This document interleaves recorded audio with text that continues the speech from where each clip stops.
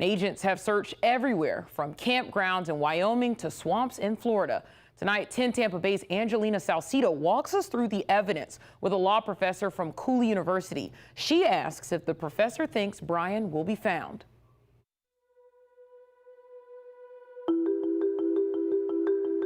It's been 10 days since Brian Laundrie's family say they've seen him. 7 since Northport police started searching. Still, the question remains, where is Brian Laundrie? It kind of indicates that he's trying to get lost in the crowd. Former prosecutor and attorney Jeffrey Schwartz is following every detail of the case. The Cooley Law School professor says evidence shows Brian could still be alive. And the reason why I say that is that most people who commit suicide want to be found. He left his phone at home. He left his wallet at home. He left his credit cards, his money, and his identification at home. Laundrie, the FBI's only person of interest in the death of his fiancee, Gabby Petito. They're calling him a person of interest, but he is a suspect. He is the person that they want to sit down and have a conversation with. But Schwartz says someone close to the 23-year-old knows where he is and what happened. I think there's reasons to have further conversations with his parents.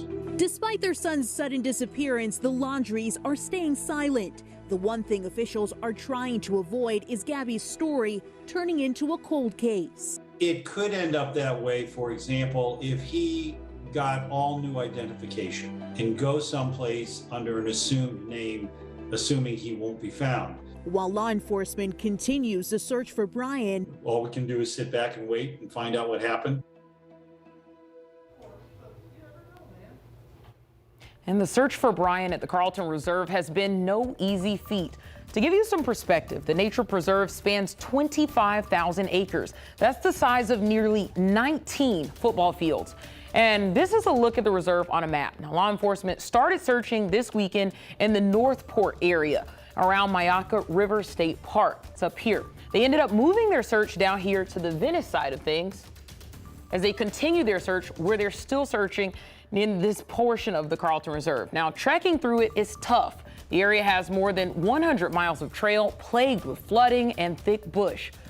Police have called the land vast and unforgiving. So how likely is it that someone could actually survive off of the land? Michael Hawk is a survivalist and former Army Special Ops captain. He gives us a sharper insight into the biggest challenge Brian could be facing if he is in the reserve. I tend to think the biggest thing that he is going to face in there is the risk of illness and injury. The biggest thing is, trench foot is what did more soldiers in than combat in World War II and in Vietnam. So he's got to stop and air those feet out, or he's going to be basically static until they can find him. And then the other thing is, if he's out there and he's running from the law, he's going to be hurrying. He's going to get cuts, scrapes, leeches, chiggers, ticks, and all of those things are going to be open wounds. And in that dirty water, sweaty environment, that's going to lead to infection really fast.